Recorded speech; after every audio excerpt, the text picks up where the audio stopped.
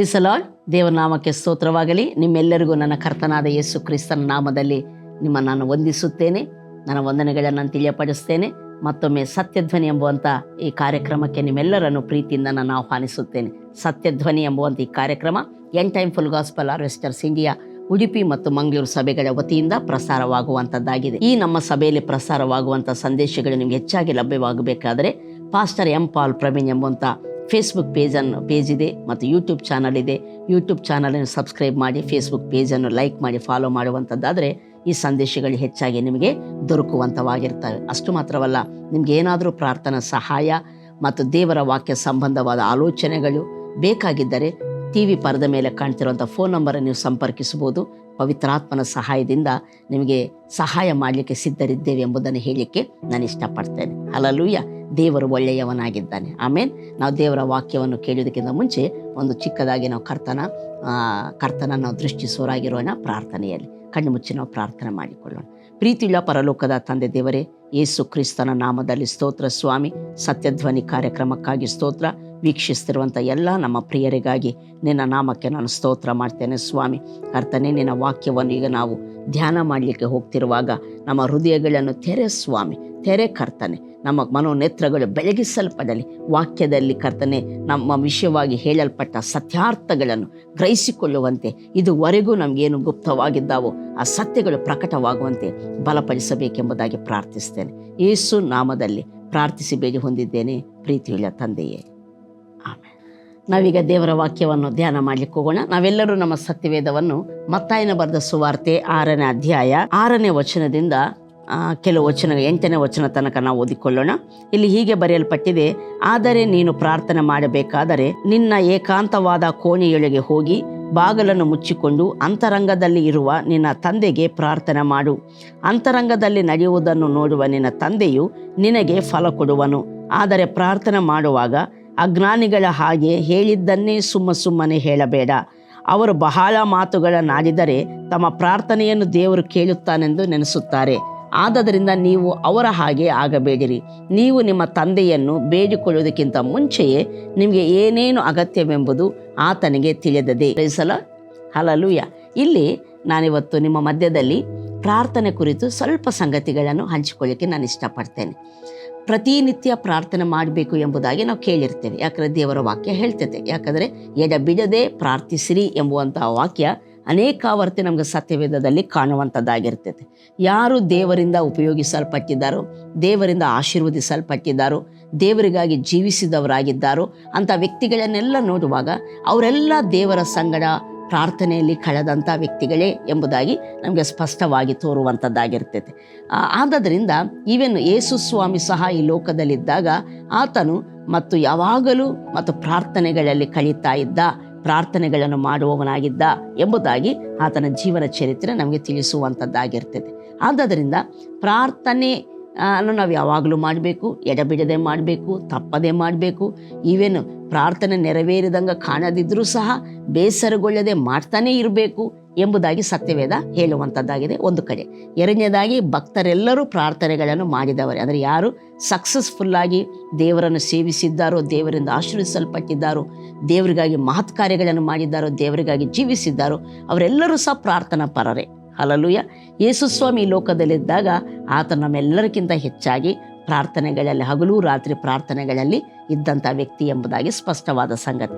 ಆದ್ದರಿಂದ ಈ ರೀತಿ ಪ್ರಾರ್ಥನೆ ವಿಷಯದಲ್ಲಿ ನಾವು ಕೇಳ್ತಾ ಇರ್ತೇವೆ. ನಾವು ಸಹ ಪ್ರಾರ್ಥನೆ ಮಾಡಬೇಕು ಎಂಬುದಾಗಿ ತಿಳಿದವರಾಗಿರ್ತೇವೆ. ಕೆಲವರು ನಾವೇನು ಮಾಡ್ತೇವೆ ಅಂದರೆ ಪ್ರಾರ್ಥನೆಗಳನ್ನು ಮಾಡುವವರಾಗಿರ್ತೇವೆ. ಪ್ರಾರ್ಥನೆ ಅಂದ ಕೂಡಲೇ ನಾವು ತಿಳಿಯುವಂಥ ಸಂಗತಿ ಏನಂದರೆ, ನಮಗೇನು ಬೇಕೋ ಅದನ್ನು ಕೇಳುವಂಥದ್ದು ಪ್ರಾರ್ಥನೆ ಎಂಬುದಾಗಿ. ಪ್ರತಿನಿತ್ಯ ಬೆಳಗ್ಗೆ ಎದ್ದು ಕೂಡಲೇ ನಾವು ಪ್ರಾರ್ಥನೆ ಮಾಡ್ತೇವೆ. ಕುಟುಂಬ ಪ್ರಾರ್ಥನೆಗಳಲ್ಲಿ ಪ್ರಾರ್ಥನೆ ಮಾಡ್ತೇವೆ. ಸಭೆಗೆ ಹೋಗಿ ನಾವು ಪ್ರಾರ್ಥನೆ ಮಾಡ್ತೇವೆ. ಹೀಗೆ ನಾವು ಪ್ರಾರ್ಥನೆಗಳನ್ನು ಮಾಡುವವರಾಗಿರ್ತೇವೆ. ಬಟ್ ಪ್ರಾರ್ಥನೆ ಮಾಡುವಾಗ ನಾವು ಹೆಚ್ಚಾಗಿ ನೋಡುವಂಥ ಸಂಗತಿ ಏನಂದರೆ, ತಂದೆ ದೇವರೇ ಅಂತೇಳಿ ಪ್ರಾರಂಭ ಮಾಡಿಬಿಟ್ಟು ಒಬ್ಬೊಬ್ಬರ ವಿಷಯಕ್ಕೆ ಪ್ರಾರ್ಥನೆ ಮಾಡ್ತೇವೆ. ನಮ್ಮ ಜೀವನದಲ್ಲಿ ಆಯಾ ಸಂಗತಿಗಳಿಗೆ ನಾವು ಪ್ರಾರ್ಥನೆ ಮಾಡ್ತೇವೆ. ನಮ್ಮ ಕುಟುಂಬದಲ್ಲಿ ಆಯಾ ವ್ಯಕ್ತಿಗಳಿಗಾಗಿ ಪ್ರಾರ್ಥನೆ ಮಾಡ್ತೇವೆ. ಅಂದರೆ ಏನೆಲ್ಲ ಕೊರತೆ ಇದೆಯೋ, ವ್ಯಕ್ತಿಗಳಲ್ಲಾಗಲಿ, ಪರಿಸ್ಥಿತಿಗಳಲ್ಲಾಗಲಿ, ವಿಷಯಗಳಲ್ಲಾಗಲಿ ಏನು ಕೊರತೆ ಇದೆಯೋ ಅದು ನೀಗಿಸು, ಅದನ್ನು ಸರಿ ಮಾಡು, ಅದು ಕೊಡು ಎಂಬುದಾಗಿ ಈ ರೀತಿ ನಮಗೆ ಬೇಕಾದ ಸಂಗತಿಗಳನ್ನು ದೇವರ ಮುಂದೆ ನಾವು ತರ್ತಾ ಇರುವಂಥವರಾಗಿರ್ತೇವೆ. ಪ್ರೈಸಲ್ಲ ತರ್ತಾ ಇರುವಂಥವರಾಗಿರ್ತೇವೆ. ಹೀಗೆ ತುಂಬ ಹೊತ್ತು ಸಹ ನಾವು ಪ್ರಾರ್ಥನೆಗಳನ್ನು ಮಾಡುವಂಥವರಾಗಿರ್ತೇವೆ. ಆದರೆ ಸತ್ಯವೇದ ಇಲ್ಲಿ ಹೇಳುವಂಥ ಸಂಗತಿ ಏನಂದರೆ, ಅಜ್ಞಾನಿಗಳ ಹಾಗೆ ಸುಮ್ಮನೆ ಹೇಳಿದ್ದನ್ನೇ ನೀವು ಹೇಳಬೇಡ್ರಿ. ಅವರು ಬಹಳ ಮಾತುಗಳನ್ನು ಪ್ರಾರ್ಥನೆಯಲ್ಲಿ ಆಡಿದರೆ ದೇವರು ಉತ್ತರ ಕೊಡುತ್ತಾನೆಂಬುದಾಗಿ ಅವರು ನೆನೆಸ್ತಾರೆ. ಅದಕ್ಕೆ ನೀವು ಅವರ ಹಾಗೆ ಆಗಬೇಡ್ರಿ ಅಂತ ಹೇಳ್ತಾ, ಅವರ ಹಾಗೆ ಆಗಬೇಡ್ರಿ, ನೀವು ನಿಮ್ಮ ತಂದೆಯನ್ನು ಬೇಡಿಕೊಳ್ಳುವುದಕ್ಕಿಂತ ಮುಂಚೆಯೇ ನಿಮಗೆ ಬೇಕಾದದ್ದು ಆತನಿಗೆ ತಿಳಿದದೆ ಎಂಬುದಾಗಿ ಸತ್ಯವೇದ ಹೇಳ್ತದೆ. ಪ್ರೈಸಲ್ಲ. ಅಂದರೆ ಏನು ಯೇಸು ಸ್ವಾಮಿ ಹೇಳ್ತಿದ್ದಾರೆ, ಪ್ರಾರ್ಥನೆ ಹೇಗೆ ಮಾಡುವಂಥದ್ದು. ಈಗ ಪ್ರತಿನಿತ್ಯ ನಮಗೇನು ಬೇಕೋ ಕೇಳ್ತೇವೆ, ಕೇಳಿದ್ದನ್ನೇ ಕೇಳ್ತೇವೆ, ಹೇಳಿದ್ದನ್ನೇ ಹೇಳ್ತೇವೆ. ಈಗ ಉದ್ದಾನ ಪ್ರಾರ್ಥನೆ ಮಾಡ್ತೇವೆ, ಯಾಕಂದರೆ ತುಂಬ ಹೊತ್ತು ನಾವು ಕೇಳಿದರೆ ದೇವರು ಕೊಟ್ಟುಬಿಡ್ತಾನೆ ಎಂಬುದಾಗಿ ನಾವು ತಿಳಿದವರಾಗಿರ್ತೇವೆ. ಬಟ್ ಹಾಗೆ ನೀವು ಅಂದುಕೊಳ್ಬೇಡ್ರಿ, ಯಾಕಂದರೆ ನೀವು ಬೇಡುವುದಕ್ಕಿಂತ ಮುಂಚೆನೇ ನಿಮಗೆ ಏನು ಬೇಕೋ ನಿಮ್ಮ ತಂದೆಗೆ ತಿಳಿದಿದೆ ಎಂಬುದಾಗಿ. ಅದಕ್ಕೆ ಈ ಸಮಯದಲ್ಲಿ ಪ್ರಾರ್ಥನೆ ಬಗ್ಗೆ ಕೆಲವು ಸಂಗತಿಗಳನ್ನು ನಿಮ್ಮ ಮಧ್ಯದಲ್ಲಿ ಹಂಚಿಕೊಳ್ಳಿಕ್ಕೆ ನಾನು ಇಷ್ಟಪಡ್ತೀನಿ. ಇದೆಲ್ಲವೂ ನಾವು ತಿಳ್ಕೊಂಡು ಹೀಗೆ ನಮ್ಮ ಜೀವಿತವನ್ನು ನಾವು ಅನುಸರಿಸುವಂಥದ್ದಾದರೆ ನಮ್ಮ ಜೀವನದಲ್ಲಿ ದೇವರ ಮಹಿಮೆಗಳನ್ನು ನಾವು ಕಾಣುವಂಥವರು ನಾವು ಆಗಿರ್ತೇವೆ. ನಾವು ನೋಡ್ತೇವೆ, ಪ್ರಾರ್ಥನೆ ಅಂತ ಹೇಳಿದ ಕೂಡಲೇ ಏನೋ ಸಂಗತಿಗಳನ್ನು ಹೊಂದಿಕೊಳ್ಳುವುದಕ್ಕೆ ಮಾಡುವಂಥ ಸಂಗತಿ ಎಂಬುದಾಗಿ ನಾವು ತಿಳಿದಿರ್ತೇವೆ. ಏನು ನಮಗೆ ಬೇಕು ಅದಕ್ಕೆ ನಾವು ಪ್ರಾರ್ಥಿಸ್ತೇವೆ, ಅದನ್ನು ಹೊಂದಿಕೊಳ್ಳುವುದಕ್ಕಾಗಿ ಪ್ರಾರ್ಥಿಸ್ತೇವೆ ಎಂಬುದಾಗಿ. ಇನ್ನೊಂದು ಸಾರಿ ಹೇಳಬೇಕಾದ್ರೆ, ಪ್ರಾರ್ಥನೆ ಅಂದರೆ ನಮಗೆ ಬೇಕಾದ ಸಂಗತಿಗಳನ್ನು ಹೊಂದಿಕೊಳ್ಳುವುದಕ್ಕಾಗಿ ಮಾಡುವಂಥ ಒಂದು ಸಂಗತಿ, ಅದು ಪ್ರಾರ್ಥನೆ ಎಂಬುದಾಗಿ. ಬಟ್ ಆದರೆ ದೇವರ ವಾಕ್ಯ ಹೇಳುವಂಥ ರೀತಿಯಲ್ಲಿ ನಾವು ನೋಡುವಾಗ, ಪ್ರಾರ್ಥನೆ ಅಂತ ಹೇಳಿದ ಕೂಡಲೇ ಬರೀ ನಮಗೆ ಬೇಕಾದ ಸಂಗತಿಗಳನ್ನು ಹೊಂದಿಕೊಳ್ಳುವಂಥದಕ್ಕಾಗಿ ಮಾಡುವಂಥದ್ದು ಮಾತ್ರವಲ್ಲ. ಪ್ರಾರ್ಥನೆ ಅಂದರೆ ದೇವರೊಂದಿಗೆ ಅನ್ಯೋನ್ಯತೆ. ದೇವರ ಸಂಗತಿಗಳಲ್ಲಿ ಬೆಳೆಯುವಂಥದ್ದು, ದೇವರ ಸಂಗತಿಗಳಿಂದ ಬಲ ಹೊಂದುವಂಥದ್ದು ಎಂಬುವಂಥ ಅರ್ಥ ಸಹ ಸತ್ಯವೇದದ ವಾಕ್ಯದಿಂದ ನಮಗೆ ಬರುವಂಥದ್ದಾಗಿರ್ತದೆ. ಪ್ರೈಸಲ. ಅಂದರೆ ಪ್ರಾರ್ಥನೆ ಅಂತೇಳಿ ಪ್ರತಿನಿತ್ಯ ಬೆಳಿಗ್ಗೆ ಎದ್ದು ಕೂಡ ಪ್ರಾರ್ಥನೆ ಮಾಡುವಾಗ ನಮಗೇನು ಬೇಕೋ ಬೆಳಿಗ್ಗೆನೂ ಪ್ರಾರ್ಥಿಸ್ತೇವೆ, ಯಾವಾಗ ಪ್ರಾರ್ಥನೆ ಮಾಡುವಾಗೆಲ್ಲ ಕೇಳ್ತಾ ಬರುವಂಥವರಾಗಿರ್ತೇವೆ.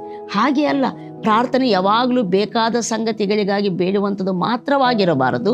ಪ್ರಾರ್ಥನೆ ಅಂದರೆ ದೇವರನ್ನು ಸ್ತೋತ್ರ ಮಾಡುವಂಥದ್ದು. ದೇವರು ಎಂಥವನಾಗಿದ್ದಾನೆ, ಆತನು ಯಾರಾಗಿದ್ದಾನೆ, ನಮ್ಮನ್ನು ಎಷ್ಟು ಪ್ರೀತಿ ಮಾಡ್ತಾನೆ, ನಮ್ಮ ಮೇಲೆ ಎಷ್ಟು ಕನಿಕರ ಉಳ್ಳಾತನಾಗಿದ್ದಾನೆ, ಎಷ್ಟು ಒಳ್ಳೆಯವನಾಗಿದ್ದಾನೆ, ನಮಗೆ ಏನೆಲ್ಲ ಕಾರ್ಯಗಳನ್ನು ಕ್ರಿಸ್ತನಲ್ಲಿ ಆತ್ಮಿಕ ಲೋಕದಲ್ಲಿ ಮಾಡಿದ್ದಾನೆ, ಏನೆಲ್ಲ ವಾಗ್ದಾನಗಳನ್ನು ಆತನು ಮಾಡಿದ್ದಾನೆ, ಆತನು ಎಷ್ಟು ಶಕ್ತಿವಂತನಾಗಿದ್ದಾನೋ, ಆತನು ಏನಾಗಿದ್ದಾನೋ ಅದನ್ನು ಮನನ ಮಾಡಿಕೊಳ್ತಾ ಧ್ಯಾನ ಮಾಡುತ್ತಾ ದೇವರಿಗೆ ಸ್ತೋತ್ರ ಮಾಡುವಂಥದ್ದು. ಇದು ದೇವರೊಂದಿಗೆ ಅನ್ಯೋನ್ಯತೆ. ಸ್ವಾಮಿ, ನೀನು ದೊಡ್ಡವನಯ್ಯ, ನೀನು ಒಳ್ಳೆಯವನಯ್ಯ, ನೀನು ಸರ್ವಶಕ್ತನು ಸ್ವಾಮಿ, ನೀನು ಪ್ರೀತಿ ಸ್ವರೂಪನ ಕರ್ತನೆ ಸ್ವಾಮಿ, ನೀನು ಒಳ್ಳೆಯದನ್ನೇ ಯಾವಾಗಲೂ ಮಾಡುವಾತನು. ನಮಗೋಸ್ಕರ ಕರ್ತನ ಉನ್ನತವಾದ ಮೇಲುಗಳನ್ನು ನೀನು ಸಿದ್ಧ ಮಾಡಿದ್ದಿ. ನಮಗೋಸ್ಕರ ಯಾವಾಗಲೂ ಹಿತದ ಆಲೋಚನೆಗಳನ್ನು ಮಾಡುವಾತನಾಗಿದ್ದಿ. ಎಂಥ ಉತ್ಕೃಷ್ಟವಾದ ವಾಗ್ದಾನಗಳನ್ನು ನಮ್ಮ ಜೀವನದಲ್ಲಿ ಮಾಡಿದ್ದಿ ಸ್ವಾಮಿ. ನಮಗೆ ಗುರಾಣಿಯಾಗಿದ್ದಿ, ಆಶ್ರಯವಾಗಿದ್ದಿ, ದುರ್ಗವಾಗಿದ್ದಿ, ಬಲವಾಗಿದ್ದಿ. ನೀನು ನಮ್ಮಲ್ಲೇ ಜೀವಿಸ್ತಾ ಇದ್ದಿ, ನಮ್ಮನ್ನು ನಿನ್ನಲ್ಲಿ ಇರಿಸಿಕೊಂಡಿದ್ದಿ, ನಿನ್ನ ಸಂಗಡ ನಮ್ಗೆ ಅನ್ಯೋನ್ಯತೆಯನ್ನು ಕೊಟ್ಟಿದ್ದಿ. ಹೀಗೆ ದೇವರು ಯಾರಾಗಿದ್ದಾರೆ, ದೇವರು ಎಂಥ ಭಾಗ್ಯಗಳನ್ನು ನಮಗೆ ಕ್ರಿಸ್ತನಲ್ಲಿ ಕೊಟ್ಟಿದ್ದಾರೆ, ದೇವರು ಎಂಥ ಮನೋಭಾವನೆ ನಮ್ಮ ಬಗ್ಗೆ ಉಳ್ಳಾತನಾಗಿದ್ದಾನೆ, ನಮಗಾಗಿ ದೇವರು ಎಂಥ ಮೇಲುಗಳನ್ನು ಸಿದ್ಧಪಡಿಸಿದ್ದಾನೋ, ಇಂಥ ಸಂಗತಿಗಳು ದೇವರ ವಾಕ್ಯದಿಂದ ನಾವು ತಿಳಿಯುತ್ತಾ ಬರ್ತೇವೆ. ಬರೀ ಕೇಳಿ ಬಿಡುವಂಥದ್ದಲ್ಲ, ಕೇಳಬೇಕು, ತಿಳಿಯಬೇಕು. ನಾವು ಏನು ದೇವರು ಮಾಡಿದ್ದಾನೆ, ದೇವರು ಯಾರಾಗಿದ್ದಾನೆ, ದೇವರು ಹೇಗೆ ಕಾರ್ಯ ಮಾಡ್ತಾನೆ ಅಂಥೇಳಿ ತಿಳಿದವರಾಗಿ ನಾವು ದೇವರ ಸಂಗಡ ಸಂಗತಿಗಳನ್ನು ಮಾತಾಡುವಂಥದ್ದು ಪ್ರಾರ್ಥನೆಯಲ್ಲಿ ಬಹಳ ಅದ್ಭುತವಾದಂಥ ಸಂಗತಿ. ಪ್ರೈಸಲ, ಹಲ್ಲೆಲೂಯಾ. ಹೀಗೆ ದೇವರೊಂದಿಗೆ ಅನ್ಯೋನ್ಯತೆ ಮಾಡುವಂಥದ್ದು ಪ್ರಾರ್ಥನೆ. ಪ್ರಾರ್ಥನೆ ಅಂದರೆ ಬರೀ ನಮಗೆ ಬೇಕಾದ ಸಂಗತಿಗಳಿಗಾಗಿ ಬೇಡುವಂಥದ್ದಲ್ಲ. ಪ್ರಾರ್ಥನೆ ಅಂದರೆ ದೇವರೊಂದಿಗೆ ಅನ್ಯೋನ್ಯತೆ, ದೇವರು ಯಾರಾಗಿದ್ದಾರೆ, ಏನು ಮಾಡಿದ್ದಾರೆ ನಮಗೆಂಬುದಾಗಿ ಅದನ್ನು ದೇವರ ವಾಕ್ಯ ಹೇಳ್ತೈತೆ. ಆ ಸಂಗತಿಗಳನ್ನು ದೇವರ ಸನ್ನಿಧಿಯಲ್ಲಿ ಮಾತಾಡುತ್ತಾ ಸ್ತೋತ್ರ ಮಾಡುವಂಥದ್ದು ಪ್ರಾರ್ಥನೆ ಆಗಿರ್ತದೆ. ಪ್ರೈಸಲ. ಹೀಗೆ ದೇವರ ಸನ್ನಿಧಿಯಲ್ಲಿ ದೇವರ ವಾಕ್ಯ ಏನು ಹೇಳ್ತೈತೋ ದೇವರ ಬಗ್ಗೆ, ನಮ್ಮ ಬಗ್ಗೆ, ನಮ್ಮ ಪರಿಸ್ಥಿತಿಗಳ ಬಗ್ಗೆ, ದೇವರು ಆಶೀರ್ವಾದಗಳ ಬಗ್ಗೆ ಏನು ದೇವರ ವಾಕ್ಯ ಹೇಳ್ತೈತೋ ಅದನ್ನು ದೇವರ ಸನ್ನಿಧಿಯಲ್ಲಿ ಹೇಳುತ್ತಾ ಸ್ತೋತ್ರ ಮಾಡ್ತಾ ಬರುವಂಥದ್ದು ಉನ್ನತ ಮಟ್ಟದ ಪ್ರಾರ್ಥನೆಯಾಗಿರ್ತದೆ. ಅದನ್ನು ನಾವು ಆರಾಧನೆ ಅಂತ ಹೇಳ್ಬೋದು, ಸ್ತೋತ್ರ ಅಂತ ಹೇಳ್ಬೋದು, ವಾಕ್ಯದ ಅರಿಕೆ ಅಂತ ಹೇಳ್ಬೋದು, ದೇವರೊಂದಿಗೆ ಅನ್ಯೋನ್ಯತೆ ಅಂತ ಹೇಳ್ಬೋದು. ಅದು ಏನು ಹೇಳುತ್ತೇವೋ ಹೇಳ್ಬೋದು, ಬಟ್ ಅದು ನಿಜವಾದ ಪ್ರಾರ್ಥನೆ ಆಗಿರ್ತದೆ. ಪ್ರೈಸಲ್ಲ. ಮತ್ತು ಪ್ರಾರ್ಥನೆ ಅಂತ ಹೇಳುವಾಗ ನಾನೊಂದು ಮಾತನ್ನು ಹೇಳಿದೆ, ಒಬ್ಬ ಸೇವಕರು ಹೇಳ್ತಾರೆ ಎಂಬುದಾಗಿ. ನಾವು ನಮಗೆ ಬೇಕಾದ ಸಂಗತಿಗಳನ್ನು ಹೊಂದಿಕೊಳ್ಳುವುದಕ್ಕಾಗಿ ಮಾತ್ರ ಮಾಡುವಂಥದ್ದು ಪ್ರಾರ್ಥನೆಯಲ್ಲ. ಅನೇಕ ಸಾರಿ ಪ್ರಾರ್ಥನೆ ಅಂತ ಹೇಳುವಾಗ ನಮ್ಮ ಅಂತರಂಗದಲ್ಲಿ ಬಲ ಹೊಂದುವುದಕ್ಕಾಗಿ ಮಾಡುವಂಥದ್ದು ಪ್ರಾರ್ಥನೆ ಎಂಬುದಾಗಿ. ನಮ್ಮ ಅಂತರಂಗವನ್ನು ಯಾವುದು ಬಲಪಡಿಸ್ತೈತಂದರೆ, ದೇವರ ವಾಕ್ಯ ದೇವರ ಕುರಿತು ಏನು ಹೇಳ್ತೈತೋ, ನಮ್ಮ ಪರಿಸ್ಥಿತಿಗಳ ಬಗ್ಗೆ ಏನು ಹೇಳ್ತೈತೋ, ಏನು ವಾಗ್ದಾನಗಳನ್ನು ನಮಗೆ ದೇವರ ವಾಕ್ಯದಲ್ಲಿದ್ದಾವೋ ಅದೆಲ್ಲವನ್ನು ಮಾತನಾಡುತ್ತಾ ದೈವ ಸ್ತೋತ್ರ ಮಾಡುವಾಗ ಅದು ಪ್ರಾರ್ಥನೆ ಅಂತ ಹೇಳ್ತಿದ್ದೇವೆ.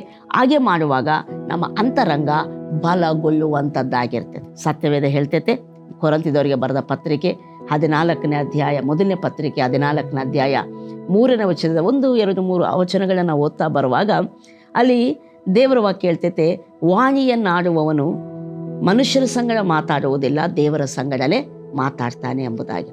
ಪ್ರವಾದನೆ ಮಾಡುವವನಾದರೂ ಸಭೆಗೆ ಕ್ಷೇಮಾಭಿವೃದ್ಧಿಯನ್ನು ಉಂಟು ಮಾಡ್ತಾನೆ, ವಾಣಿಯನ್ನಾಡುವವನಾದರೂ ತನಗೆ ಮಾತ್ರ ಕ್ಷೇಮಾಭಿವೃದ್ಧಿಯನ್ನು ಉಂಟು ಮಾಡ್ತಾನೆ. ಆ್ಯಕ್ಚುಲಿ 14ನೇ ಅಧ್ಯಾಯ ಬರೆದಂಥ ಕಾರಣವೇನೆಂದರೆ, ಸಭೆಯಾಗಿ ಸೇರಿ ಬಂದಾಗ ನೀವು ಪ್ರವಾದನೆಗೆ ಹೆಚ್ಚು ಮಹತ್ವವನ್ನು ಕೊಡಿರಿ, ಪ್ರವಾದನೆ ಮಾಡುವವರಾಗಿರ್ರಿ, ಯಾಕಂದರೆ ಸೇರಿ ಬಂದ ಸಭೆಗೆ ಕ್ಷೇಮಾಭಿವೃದ್ಧಿ ಉಂಟಾಗ್ತೈತೆ ಎಂಬುದಕ್ಕಾಗಿ ಆತನು ಹೇಳ್ತಾ ಇದ್ದಾನೆ. ಬಟ್ ಅದು ಹೇಳ್ತಿರುವಾಗ ಸಹ ವಾಣಿಗಳ ಬಗ್ಗೆ ಮಹತ್ವವಾದ ಸಂಗತಿಗಳನ್ನು ಆತನು ಪವಿತ್ರಾತ್ಮನ ಮೂಲಕ ಪೌಲ ನುಡಿಯುತ್ತಿದ್ದಾನೆ. ಅದೇನೆಂದರೆ, ವಾಣಿಗಳನ್ನಾಡುವವನು ದೇವರ ಹತ್ರ ಮಾತಾಡ್ತಾನೆ, ಮೊದಲನೇ ಸಂಗತಿ. ಎರಡನೇದಾಗಿ, ವಾಣಿಗಳನ್ನಾಡುವವನು ತನಗೆ ಕ್ಷೇಮಾಭಿವೃದ್ಧಿಯನ್ನು ಉಂಟು ಮಾಡಿಕೊಳ್ತಾನೆ. Price the lord. ದೈವ ಸ್ತೋತ್ರ ಮಾಡುವವನು ತನಗೆ ಕ್ಷೇಮಾಭಿವೃದ್ಧಿ ಅಂತ ಅಂತರಂಗವನ್ನು ಬಲಪಡಿಸಿಕೊಳ್ತಾನೆ.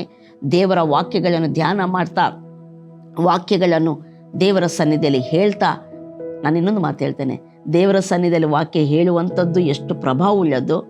ವಾಕ್ಯವನ್ನು ನೀನು ಏನು ಕೆಲಸ ಮಾಡ್ತಿದ್ರು ವಾಕ್ಯಗಳನ್ನು ಮಾತಾಡ್ತಾ ಇರುವಂಥದ್ದು ಸಹ ಅಷ್ಟೇ ಪ್ರಭಾವವುಳ್ಳದು. ಯಾಕಂದರೆ ಯಾವಾಗ ನೀನು ವಾಕ್ಯ ಮಾತಾಡ್ತೀಯೋ ಆಗ ದೈವ ಪ್ರಸನ್ನತೆಯನ್ನು ನೀನು ಅನುಭವಿಸಲಿಕ್ಕೆ ಪ್ರಾರಂಭಿಸುವಂಥ ವ್ಯಕ್ತಿ ನೀನಾಗಿರ್ತೀಯ. ಹಾಗೆ ದೇವರ ವಾಕ್ಯವನ್ನು ಅರಿಕೆ ಮಾಡ್ತಾ, ಅದನ್ನು ಧ್ಯಾನ ಮಾಡ್ತಾ, ಅದನ್ನು ಮಾತಾಡ್ತಾ ದೇವರ ಸ್ತೋತ್ರ ಮಾಡುವಂಥದ್ದು, ಅದು ಸಹ ನಮ್ಮ ಅಂತರಂಗವನ್ನು ಬಲಪಡಿಸುವಂಥದ್ದಾಗಿರ್ತದೆ. ಹಲ್ಲೆಲೂಯ. ಮತ್ತಷ್ಟು ಮಾತ್ರವಲ್ಲ, ವಾಣಿಗಳನ್ನಾಡುವಾಗ ನಮ್ಮ ಅಂತರಂಗ ಯಾಕಂದ್ರೆ ದೇವರ ಹತ್ರ ನಾವು ಮಾತಾಡುವವರಾಗಿರ್ತೇವೆ. ಆದ್ದರಿಂದ ನಮ್ಮ ಅಂತರಂಗ ಪವಿತ್ರಾತ್ಮನ ಮೂಲಕ ಮತ್ತು ಬಲ ಹೊಂದುವಂಥದ್ದು ಆಗಿರ್ತದೆ. ಎಫೆಸಿ ಪತ್ರಿಕೆ 3ನೇ ಅಧ್ಯಾಯ 16ನೇ ವಚನದಲ್ಲಿ ನಾವು ನೋಡ್ತೇವೆ, ನಿಮ್ಮ ಆತ್ಮನ ಮೂಲಕ ನಮ್ಮ ಅಂತರ್ಯದಲ್ಲಿ ನಾವು ವಿಶೇಷ ಬಲವನ್ನು ಹೊಂದಿದವರಾಗುವ ಹಾಗೆ ನಿಮ್ಮ ಮಹಿಮಾಶಕ್ತಿಯ ಪ್ರಕಾರ ಅನುಗ್ರಹಿಸು ಅಂತೇಳಿ ಅನುಗ್ರಹಿಸೆಂಬುದಾಗಿ ಪೌಲನು ವಿಶ್ವಾಸಿಗಳಿಗಾಗಿ ಪ್ರಾರ್ಥನೆ ಮಾಡ್ತಾನೆ. ಅಂದರೆ ಪವಿತ್ರಾತ್ಮನ ಮೂಲಕ ನಮ್ಮ ಅಂತರಂಗ ವಿಶೇಷ ಬಲ ಹೊಂದಬೇಕು ಎಂಬುವಂಥದ್ದು ಇಲ್ಲಿ ಅಗತ್ಯ. Praise the Lord. ಯಾಕಂದರೆ ಯಾವನ ಮನಸ್ಸು ಬಲ ಹೊಂದುತ್ತದೋ, ಯಾರ ಅಂತರಂಗ ದೇವರ ಸಂಗತಿಗಳಲ್ಲಿ ಬಲ ಹೊಂದುತ್ತದೋ, ದೇವರ ಆತ್ಮನ ಮೂಲಕ ಬಲ ಹೊಂದುತ್ತದೋ, ಅವನ ಜೀವನದಲ್ಲಿ ಅವನಿಗೆ ಏನು ಬೇಕೋ ಆ ಸಂಗತಿಗಳು ಅವನ ಜೀವನದಲ್ಲಿ ಅವನನ್ನು ಹಿಂಬಾಲಿಸಿಕೊಂಡು ಬರುವಂಥವು ಆಗಿರುತ್ತವೆ. ಅದಕ್ಕೆ ಒಬ್ಬ ಸೇವಕರು ಹೀಗೆ ಹೇಳಿದ್ರಂತೆ, ಒಬ್ಬ ಸೇವಕರು ಹೇಳಿದ್ರು ಇದು ಸಂಗತಿ, ಒಬ್ಬ ಸೇವಕರು ಹೇಳಿರುವಂಥ ಸಂಗತಿ ಇನ್ನೊಬ್ಬ ಸೇವಕರು ಹೇಳಿದರು. ಈ ಸೇವಕರು ಬಹಳ ಕಷ್ಟದಲ್ಲಿದ್ದರಂತೆ. ಅವರು ಅಮೇರಿಕಾದಲ್ಲಿ ಹೋಗಿದ್ರು, ಇಂಡಿಯಾದವರೇ. ಬಹಳ ಕಷ್ಟದಲ್ಲಿದ್ದರಂತೆ. ಅಲ್ಲಿ ತುಂಬ ಹಣ ಸಮಸ್ಯೆ, ಅವರಿಗೆ ತುಂಬ ಹಣದ ಕೊರತೆ ಇತ್ತಂತೆ. ಹಣದ ಬಗ್ಗೆ ಯೋಚನೆ ಮಾಡ್ತಿದ್ರು, ಹಣದ ಬಗ್ಗೆ ಪ್ರಾರ್ಥನೆ ಮಾಡ್ತಿದ್ರಂತೆ. ಅವರನ್ನು ಅವರ ಫ್ರೆಂಡ್ ಒಬ್ಬರು ಇನ್ನೊಬ್ಬ ಸೇವಕರ ಕೂಟಕ್ಕೆ ಕರ್ಕೊಂಡು ಹೋದ್ರಂತೆ. Price the lord. ಅವರ ಕೂಟಕ್ಕೆ ಹೋದಾಗ ಅಲ್ಲಿ ಆ ಸೇವಕರು ಹೇಳ್ತಿದ್ರಂತೆ, ನಾನು ಇಷ್ಟು ತನಕ ಸಹ ನನಗೇನು ಬೇಕೋ ನಾನು ದೇವರ ಹತ್ರ ಬೇಡಲೇ ಇಲ್ಲ, ಪ್ರಾರ್ಥನೆ ಮಾಡಲೇ ಇಲ್ಲ. ನನಗೆ ಹಣ ಬೇಕಿತ್ತು, ಆಸೆ, ಬೇರೆ ಬೇರೆ ಸಂಗತಿಗಳ ಅಗತ್ಯ ಇತ್ತು, ಬಟ್ ನಾನು ಅದು ಯಾವುದಕ್ಕಾಗಿ ದೇವರಲ್ಲಿ ಪ್ರಾರ್ಥನೆ ಮಾಡಲಿಲ್ಲ.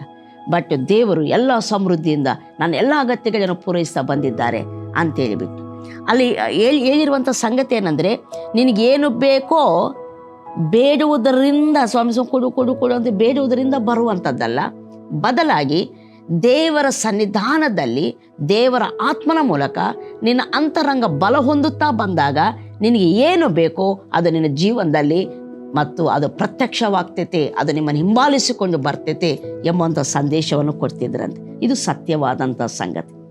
ಅನೇಕ ಸಾರಿ ನಾವು ಬೇಡುವವರಾಗೆ ಉಳಿದು ಹೋಗ್ತೇವೆ, ಸ್ವಾಮಿ ಅದು ಕೊಡು, ಇದು ಕೊಡು, ಇದು ಕೊಡು, ಅದು ಕೊಡು ಎಂಬುದಾಗಿ.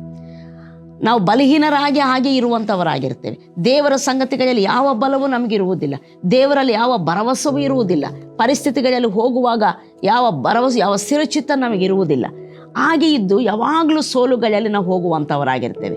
ಬಟ್ ಆದರೆ ನಿಜವಾದ ಪ್ರಾರ್ಥನೆ ಯಾರು ಮಾಡ್ತಾರೋ ಅದರ ಅರ್ಥ ಯಾರಾದರೆ ದೇವರ ಮುಖವನ್ನು ನೋಡುತ್ತಾ, ದೇವರನ್ನು ಸ್ತೋತ್ರ ಮಾಡುತ್ತಾ, ದೇವರ ವಾಕ್ಯಗಳನ್ನು ಮೇಲಕ್ಕೆತ್ತುತ್ತಾ, ವಾಕ್ಯವು ಏನು ಹೇಳ್ತೈತೋ ಅದನ್ನು ಅರಿಕೆ ಮಾಡ್ತಾ, ಅದನ್ನು ಧ್ಯಾನ ಮಾಡ್ತಾ ಇರ್ತಾರೋ ಅವರು ದೇವರ ಸಂಗತಿಗಳಲ್ಲಿ, ದೈವ ನಂಬಿಕೆಯಲ್ಲಿ ಅವನ ಹೃದಯ ಬಲ ಹೊಂದುತ್ತಾ, ಧೈರ್ಯ ಹೊಂದುತ್ತಾ, ದೃಢವಾಗುತ್ತಾ ಬರುವಂಥದ್ದಾಗಿರ್ತದೆ. ಎರಡನೇ ಸಂಗತಿ, ನಮ್ಮ ಹೃದಯವನ್ನು ಹಾಗೆ ಬಲಪಡಿಸುವಂಥದ್ದು, ದೃಢಪಡಿಸುವಂಥದ್ದು ಯಾವುದಂದರೆ ಅನ್ಯ ಭಾಷೆಗಳಲ್ಲಿ ಮಾತಾಡುವಂಥದ್ದು ಎಂಬುದಾಗಿ. ಯಾಕಂದರೆ ಸತ್ಯವೇದ ಹೇಳ್ತೈತೆ, ಪೌಲನು ಹೇಳ್ತಾನೆ. ಒಂದ್ಸಾರಿ ನಾವು ನೋಡೋಣ, ಕೊರಿಂಥದವರಿಗೆ ಬರೆದಂಥ ಮೊದಲನೇ ಪತ್ರಿಕೆ 14ನೇ ಅಧ್ಯಾಯ 18ನೇ ವಚನ. ನಾನು ನಿಮ್ಮೆಲ್ಲರಿಗಿಂತಲೂ ಹೆಚ್ಚಾಗಿ ವಾಣಿಗಳನ್ನು ಆಡುತ್ತೇನೆಂದು ದೇವರನ್ನು ಕೊಂಡಾಡುತ್ತೇನೆ. ಪೌಲನು ಸಹ ಅಂತೆ, ಆತನು ಎಲ್ಲರಿಗಿಂತ ಹೆಚ್ಚಾಗಿ ಅನ್ಯ ಭಾಷೆಗಳನ್ನು ಮಾತನಾಡ್ತಿದ್ದಂತೆ. ಪ್ರೇಸರ್, ಎಲ್ಲರಿಗಿಂತ ಹೆಚ್ಚಾಗಿ ಅನ್ಯ ಭಾಷೆಗಳನ್ನು ಮಾತಾಡ್ತಿದ್ದಂತೆ. ಅಂದರೆ ಮನುಷ್ಯರ ನಿಮಿತ್ತ ಮಾತಾಡುವ ಭಾಷೆಗಳಿದ್ದಾವೆ, ಮನುಷ್ಯರಿಗೆ ಅರ್ಥವಾಗದ ಭಾಷೆಗಳಿದ್ದಾವೆ, ದೇವರೊಂದಿಗೆ ಮಾತ್ರ ಮಾತಾಡುವಂಥ ಭಾಷೆಗಳಿದ್ದಾವೆ. ಇಲ್ಲಿ ಆಕ್ಚುಲಿ ಪೌಲನು ಹೇಳ್ತಾ ಇರುವಂಥದ್ದು ಮನುಷ್ಯರ ಸಂಗಡ ಮಾತಾಡುವ ಭಾಷೆಗಳ ಕುರಿತಲ್ಲ, ದೇವರೊಂದಿಗೆ ಮಾತಾಡುವಂಥ ಭಾಷೆಗಳ ಕುರಿತು ಆತನು ಮಾತನಾಡ್ತಾ ಇದ್ದಾನೆ. ಈ ಭಾಷೆಗಳನ್ನಾಡುವವನು, ಅನ್ಯ ಭಾಷೆಗಳನ್ನಾಡುವಂಥ ವಾಣಿಯನ್ನಾಡುವವನಂತೆ ತನಗೆ ಕ್ಷೇಮಾಭಿವೃದ್ಧಿಯನ್ನು ಉಂಟು ಮಾಡಿಕೊಳ್ತಾನಂತೆ. ತನ್ನ ಅಂತರಂಗದಲ್ಲಿ ಪವಿತ್ರಾತ್ಮನ ಕಾರ್ಯ ಆಗುವುದಕ್ಕೆ ಅವಕಾಶ ಕೊಡ್ತಾ ಬರ್ತಾನೆ. ದೇವರ ಆತ್ಮನ ಕಾರ್ಯ ಅವನ ಅಂತರಂಗದಲ್ಲಿ ನಡೀತಾ ಹೋಗುವಂಥದ್ದಾಗಿರ್ತೈತೆ. ದೈವ ನಂಬಿಕೆಯಲ್ಲಿ ಅವನು ಭರವಸೆ ಉಳ್ಳವನಾಗಿರ್ತಾನೆ. ಎಲ್ಲ ಅಪನಂಬಿಕೆ, ಎಲ್ಲ ಭಯ, ಎಲ್ಲ ಚಿಂತೆ, ಎಲ್ಲ ನಿರಾಶೆ, ಎಲ್ಲ ನರ ಸ್ವಭಾವದ ಎಲ್ಲ ಬಲಹೀನತೆಗಳು ತೊಲಗಿ ಹೋಗುವಂಥವಾಗಿರ್ತವೆ. ದೇವರ ಆತ್ಮನ ಒಂದು ಪ್ರಭಾವದಲ್ಲಿ ಅವನ ಅಂತರಂಗ ಬಲ ಹೊಂದುತ್ತಾ, ದೃಢ ಹೊಂದುತ್ತಾ, ಸ್ಥಿರತೆ ಹೊಂದುತ್ತಾ ಬರುವಂಥದ್ದಾಗಿರ್ತದೆ.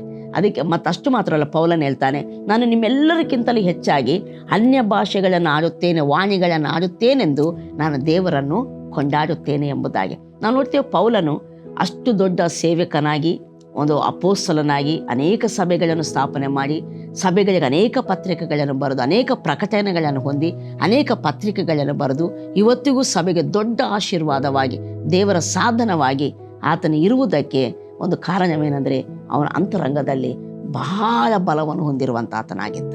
ಪ್ರೈಸ್, ಅಂತರಂಗದಲ್ಲಿ ವಿಶೇಷ ಬಲವನ್ನು ಹೊಂದಿದ್ದವನಾಗಿದ್ದ. ಎಫೆಸಿ ಪತ್ರಿಕೆ 3:16 ಹೇಳಿದಾಗ ವಿಶೇಷ ಬಲವನ್ನು, ಅಂದರೆ ದೇವರ ಬಲವನ್ನು ಹೊಂದಿದ್ದವನಾಗಿದ್ದ. ದೇವರ ಬಲವನ್ನು ಹೊಂದುವುದಕ್ಕೆ ಆತನ ಅನೇಕ ಸಂಗತಿಗಳಿದ್ದವು. ಪ್ರಾರ್ಥನೆ ಮತ್ತು ಆರಾಧನೆ, ಅಥವಾ ದೇವರ ವಾಕ್ಯದ, ದೇವರ ಸನ್ನಿಧಿಯಲ್ಲಿ ಸಮಯ ಕಳೆಯುವಂಥದ್ದು, ದೇವರನ್ನು ಸ್ತುತಿಸುವಂಥದ್ದು, ದೇವರ ಜ್ಞಾನದಲ್ಲಿ ಅನೇಕ ಸಂಗತಿಗಳಿದ್ದು, ದೇವರ ವಾಕ್ಯಗಳನ್ನು ಅರಿಕೆ ಮಾಡುವ ಅನೇಕ ಸಂಗತಿಗಳಿದ್ದಿರಬಹುದು. ಬಟ್ ಅದರಲ್ಲಿ ಒಂದು ಸಂಗತಿ ಏನಂದರೆ, ಆತನು ಹೇಳಿದ ಹಾಗೆ ನಿಮ್ಮೆಲ್ಲರಿಗಿಂತಲೂ ನಾನು ಹೆಚ್ಚಾಗಿ ವಾಣಿಗಳನ್ನು ಆಡುತ್ತೇನೆ, ಇದಕ್ಕಾಗಿ ನಾನು ಕರ್ತನಿಗೆ ಸ್ತೋತ್ರ ಮಾಡ್ತೇನೆ ಎಂಬುದಾಗಿ. ಹಲ್ಲೆಲೂಯಾ. ಆತನ ವಾಣಿಗಳನ್ನು ಆಡುವವನಾಗಿರುವುದರಿಂದ ಆತನ ಕ್ಷೇಮಾಭಿವೃದ್ಧಿಯನ್ನು ಉಂಟು ಮಾಡಿಕೊಂಡ. ಆತನ ಅಂತರಂಗ ಅಭಿವೃದ್ಧಿ ಹೊಂದುತ್ತಾ ಬಂತು, ದೇವರ ಸಂಗತಿಗಳಲ್ಲಿ ದೃಢವಾಗ್ತಾ ಬಂತು, ಆತನ ಆತ್ಮದಲ್ಲಿ ಪ್ರಬುದ್ಧನಾಗ್ತಾ ಬಂದ. ಆ ದೇವರ ಬಲ ಆತನ ಅಂತರಂಗದಲ್ಲಿ ಉಂಟಾಗಿರುವುದರಿಂದ ದೇವರ ಪ್ರಕಟಣೆಗಳನ್ನು ಹೊಂದಿಕೊಳ್ಳುವುದಕ್ಕೆ ಶಕ್ತನಾದ. ಇದು ದೇವರು ಕೊಟ್ಟ ವಾಕ್ಯ ಎಂಬುವಂಥ ದೃಢತೆ ಆತನಿಗೆ ಇತ್ತು. ಅದನ್ನು ಸಭೆಗಳಿಗೆ ಆತನು ಬರೆಯುವಂಥ ವ್ಯಕ್ತಿಯಾಗಿದ್ದ. ಅನೇಕ ಸಭೆಗಳನ್ನು ಸ್ಥಾಪಿಸುವಂಥ ಕೃಪೆಯಲ್ಲಿ ಆತನು ನಡೆಸಲ್ಪಟ್ಟವನಾಗಿದ್ದಾನೆ. Price the lord. ಆದ್ದರಿಂದ ಪ್ರಾರ್ಥನೆ ಅಂತ ಹೇಳಿದ ಕೂಡಲೇ ಬರೀ ನಮಗೆ ಬೇಕಾದ ಸಂಗತಿಗಳನ್ನು ಹೊಂದಿಕೊಳ್ಳುವುದಕ್ಕಾಗಿ ಮಾಡುವಂಥ ಒಂದು ಸಂಗತಿ ಅಲ್ಲ. ಪ್ರಾರ್ಥನೆ ಅಂದರೆ ದೇವರೊಂದಿಗೆ ಅನ್ಯೋನ್ಯತೆ. ಪ್ರಾರ್ಥನೆ ಅಂದರೆ ನಮ್ಮ ಅಂತರಂಗ ಬಲ ಹೊಂದುವುದಕ್ಕಾಗಿ ಮಾಡುವಂಥ ಒಂದು ಅದ್ಭುತವಾದ ಮತ್ತು ದೇವರ ಆಶೀರ್ವಾದ ಎಂಬುದಾಗಿ ನಾವು ತಿಳಿಯತಕ್ಕದ್ದು. ಆದ್ದರಿಂದ ಪ್ರಾರ್ಥನೆ ಅಂದರೆ ನಮ್ಮ ಅಂತರಂಗ ಬಲ ಹೊಂದುವುದಕ್ಕಾಗಿ ಮಾಡುವ ಸಂಗತಿ ಅಂತ ನಾವು ದೇವರ ವಾಕ್ಯ ಹೇಳ್ತೈತೆ. ನಮ್ಮ ಅಂತರಂಗ ಬಲ ಹೊಂದಬೇಕಂದ್ರೆ ದೇವರ ಸನ್ನಿಧಿಯಲ್ಲಿ ದೇವರು ಏನಾಗಿದ್ದಾನೆಂಬುದಾಗಿ ಗ್ರಹಿಸಿಕೊಂಡವರಾಗಿ, ಸ್ವಾಮಿ ನೀನು ಒಳ್ಳೆಯವ. ನಾವು ನೋಡ್ತೇವೆ, ಆ ಅಬ್ರಹಾಮನಿಗೆ ವಾಗ್ದಾನ ಇತ್ತು, ನೀನು ದೊಡ್ಡ ಜನಾಂಗವಾಗ್ತೀನಿ, ನಿನಗೆ ಸಂತಾನವನ್ನು ಕೊಡ್ತೇನೆ, ನಿನ್ನ ಸಂತತಿಯಿಂದ ಲೋಕವನ್ನೆಲ್ಲ ನಾನು ಆಶೀರ್ವಾದ ಮಾಡ್ತೇನೆ ಎಂಬುದಾಗಿ. ಬಟ್ ಆದರೆ 65ನೇ ವರ್ಷದಲ್ಲಿ ಆತನಿಗೆ ವಾಕ್ಯ ಉಂಟಾಯಿತು. 75ನೇ ವರ್ಷದಲ್ಲಿ ಆತನ ಮಾತಾಡಿದ. ಪ್ರತಿ ಸಾರಿ ದೇವರು ನಿನಗೆ ಮಗನನ್ನು ಕೊಡ್ತೇನೆ, ನಿನ್ನ ಹೆಸರು ಅಬ್ರಾಮ್ ಅಲ್ಲ ಅಬ್ರಹಾಮ, ಅನೇಕ ಜನಾಂಗಗಳಿಗೆ ನಿನ್ನ ತಂದೆ ಎಂಬುದಾಗಿ ಆತನ ಮಾತನಾಡ್ತಾ ಬಂದ. ಬಟ್ 100 ವರ್ಷ ಪ್ರಾಯ ಬಂದರೂ ಆತನಿಗೆ ಮಕ್ಕಳಾಗಿರಲಿಲ್ಲ ಎಂಬುದಾಗಿ. ಬಟ್ 100 ವರ್ಷ ಪ್ರಾಯದಲ್ಲಿ ಸಹ ಆತನ ಮನಸ್ಸು ದೇವರಲ್ಲಿ ದೃಢಚಿತ್ತನಾಗಿರಲಿಕ್ಕೆ ಕಾರಣವೇನೆಂದರೆ, ಆತನು ಒಂದು ಮಾತನ್ನು ಹೇಳ್ತಾ ಇದ್ದಂತೆ, ವಾಗ್ದಾನ ಮಾಡಿದ ಆತನು ಅದನ್ನು ನೆರವೇರಿಸಲಿಕ್ಕೆ ಸಮರ್ಥನಾಗಿದ್ದಾನೆಂಬುದಾಗಿ ದೇವರಲ್ಲಿ ಭರವಸೆ ಬಿಟ್ಟವನಾಗಿ ದೇವರನ್ನು ಆತನು ಕೊಂಡಾಡ್ತಾ ಘನಪಡಿಸ್ತಾ ಇದ್ದನು ಎಂಬುದಾಗಿ. ದೇವರನ್ನು ಆತನ ಪ್ರಾರ್ಥನೆ ಏನಾಗಿತ್ತು ಅಂದರೆ, ಸ್ವಾಮಿ ನೀನು ಆವಾಗ ಹೇಳಿದೆ, ಇನ್ನೂ ಕೊಡಲಿಲ್ಲ ಮಗನನ್ನು, ಇನ್ನೂ ಕೊಡಲಿಲ್ಲ, ಇನ್ನೂ ಯಾವಾಗ ಕೊಡ್ತಿ, ನಮಗೆ ಪ್ರಾಯ ಮೀರಿ ಹೋಯಿತು ಎಂಬುದಾಗಿ ಇದೇ ಇರಲಿಲ್ಲ ಆತನ ಪ್ರಾರ್ಥನೆಯಲ್ಲಿ. ಕೆಲವೊಮ್ಮೆ ಇತ್ತು, ಬಟ್ ಆದರೆ ದೇವರು ಆತನ ದರ್ಶಿಸುವುದರಿಂದ, ಈತನು ದೇವರ ವಾಕ್ಯವನ್ನು ಹೊಂದಿಕೊಳ್ತಾ ಇರುವುದರಿಂದ ಆ ಸಂಗತಿಯಿಂದ ಆತನ ಹೊರಕ್ಕೆ ಬಂದ. ಈಗ ಕಡೆಗೆ ದೇವರ ವಾಗ್ದಾನ ನೆರವೇರುವ ಸಮಯದಲ್ಲಿ ಆತನ ಸ್ಥಿತಿ ಹೇಗಿತ್ತಂದರೆ, ದೇವರನ್ನು ಘನಪಡಿಸುವವನಾಗಿದ್ದ. ವಾಗ್ದಾನ ಮಾಡಿದ ಆತನು ಯಾರೋ ಅರ್ಥ ಮಾಡಿಕೊಂಡಿದ್ದ. ಆ ಸಂಗತಿಯನ್ನು ದೇವರ ಸನ್ನಿಧಿಯಲ್ಲಿ ಹೇಳ್ತಾ ಇದ್ದ. ನನಗೆ ವಾಗ್ದಾನ ಮಾಡಿದ ಆತನ ಅದನ್ನು ನೆರವೇರಿಸಲಿಕ್ಕೆ ಸಮರ್ಥನಾಗಿದ್ದಾನೆ ಎಂಬುದಾಗಿ ದೇವರನ್ನು ಘನಪಡಿಸ್ತಾ ಇದ್ದ ಈಗ ಘನಪಡಿಸುವುದರಿಂದ ಆತನ ತನ್ನ ಅಂತರಂಗದಲ್ಲಿ ಬಲ ಹೊಂದಿದ್ದವನಾಗಿದ್ದ. ಯಾವಾಗಾದರೆ ಒಬ್ಬ ಮನುಷ್ಯ ತನ್ನ ಅಂತರಂಗದಲ್ಲಿ ದೇವರ ಬಲವನ್ನು ಹೊಂದುತ್ತಾನೋ, ದೇವರ ವಿಷಯದಲ್ಲಿ ದೃಢಚಿತ್ತವನ್ನು ಹೊಂದುತ್ತಾನೋ, ದೇವರ ಕಾರ್ಯಗಳು ಅವನ ಜೀವನದಲ್ಲಿ ನಡೆಯುವುದಕ್ಕೆ ಅನುಕೂಲವಾಗುವಂಥದ್ದಾಗಿರ್ತದೆ. ಆದ್ದರಿಂದ ಸತ್ಯವೇದ ಹೇಳ್ತೈತೆ, ಯೋಹಾನನು ಬರೆದಂಥ 3ನೇ ಪತ್ರಿಕೆ 2ನೇ ವಚನದಲ್ಲಿ, ಪ್ರಿಯನೇ, ನಿನ್ನ ಅಂತರಂಗವು ಅಥವಾ ನಿನ್ನ ಆತ್ಮ ಅಭಿವೃದ್ಧಿ ಹೊಂದಿರುವ ಪ್ರಕಾರ ನೀನು ಎಲ್ಲ ವಿಷಯಗಳಲ್ಲಿ ಅಭಿವೃದ್ಧಿ ಹೊಂದಿ ಸುಕ್ಷೇಮವಾಗಿರಬೇಕೆಂಬುದಾಗಿ ನಾನು ನಿನಗೋಸ್ಕರ ಪ್ರಾರ್ಥಿಸ್ತೇನೆ ಎಂಬುದಾಗಿ. ಆತ್ಮ ಅಭಿವೃದ್ಧಿ ಎಷ್ಟು ಹೊಂದುತ್ತೇವೋ ಅಷ್ಟು ಎಲ್ಲ ವಿಷಯದಲ್ಲಿ, ಅದರ ಪ್ರಕಾರ ಎಲ್ಲ ವಿಷಯದಲ್ಲಿ ನಾವು ಅಭಿವೃದ್ಧಿ ಹೊಂದುವಂಥವರು ಆಗಿರ್ತೇವೆ ಎಂಬುದಾಗಿ. ಅದಕ್ಕೆ ಆತ್ಮ ಅಭಿವೃದ್ಧಿ ಹೊಂದುವಂಥದ್ದು ಹೇಗಂದರೆ ಪ್ರಾರ್ಥನೆಗಳಿಂದಲೇ.